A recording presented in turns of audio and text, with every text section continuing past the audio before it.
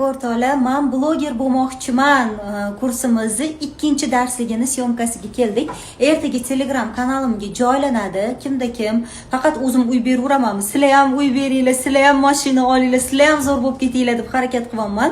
Kim shu sohani zo'r egallamoqchi bo'lsa, meni darsliklarim sizlarga Telegram kanalida beriladi va bugun oxirgi marta qo'yyapman. Telegram kanalimni boshqa atmetka qilib qo'ymayman.